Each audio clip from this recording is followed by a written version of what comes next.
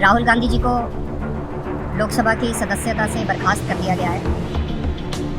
जिस तरह से उन्हें उस मानहानि केस में फंसाया गया, मैक्सिमम सज़ा दी गई और 24 घंटे के अंदर उनकी लोकसभा की सदस्यता बर्खास्त कर दी गई,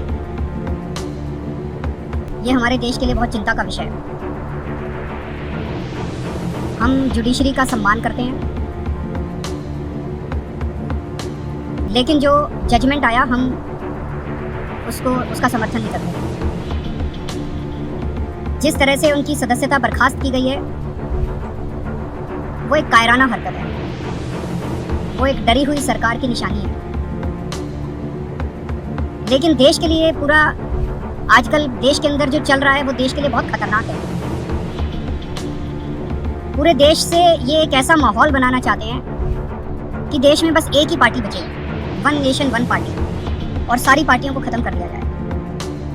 ये एक ऐसा माहौल बनाना चाहते हैं कि एक ही नेता बचे, वन नेशन वन लीडर, बाकी सारे लीडर्स को खत्म कर दिया जाए। इसी को तो तानाशाही कहते हैं, इसी को तो डिक्टेटरशिप कहते हैं। पूरा देश ये देख रहा है। मैं देशवासियों से अपील करना चाहता हूँ, ये भारत हम सबका है, ये भारत 130 करोड़ लोगों का है। हम सब ने मिलकर आज़ादी की लड़ाई लड़ी थी, हमारे पुरखों ने आज़ादी की लड़ाई लड़ी थी, आज़ाद भारत को आज़ाद कराने के लिए। लेकिन आज की जो सरकार है, प्रधानमंत्री नरेंद्र मोदी जी के नेतृत्व में, इस सरकार का स्वरूप अंग्रेजों की सरकार से भी बहुत ज्यादा खौफनाक और खतरनाक है। अब लोगों को सामने आना पड़ेगा, लोगों को सामने आके इसके खिलाफ लड़ाई लड़नी पड़ेगी। अगर हमने भारत को बचाना है तो 130 करोड़ लोगों को एक साथ इकट्ठे होकर इस लड़ाई में शामिल होना पड़ेगा। सरकार किसी की बने, कल को सरकार चाहे इसकी बने चाहे उसकी बने, इस पार्टी के बने उस पार्टी के बने, वो जरूरी नहीं है। लेकिन जिस तरह से जनतंत्र के ऊपर हमला किया जा रहा है वो सही नहीं है। पार्टियां इंपॉर्टेंट नहीं है, मैंने कहा लोग इंपॉर्टेंट है।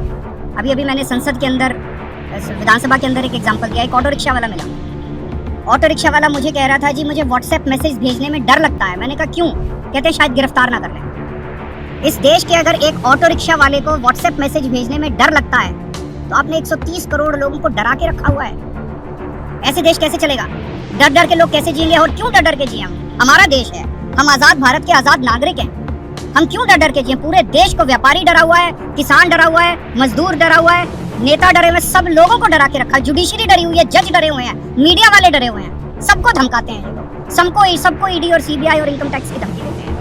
हमने देखा कि आप लोग कांग्रेस के साथ रिश्ते काफी खराब रहे, लेकिन आज 14 वो इम्पोर्टेंट नहीं है, हमारे आपस के रिश्ते इंपॉर्टेंट नहीं है। इस टाइम देश को बचाना इंपॉर्टेंट है।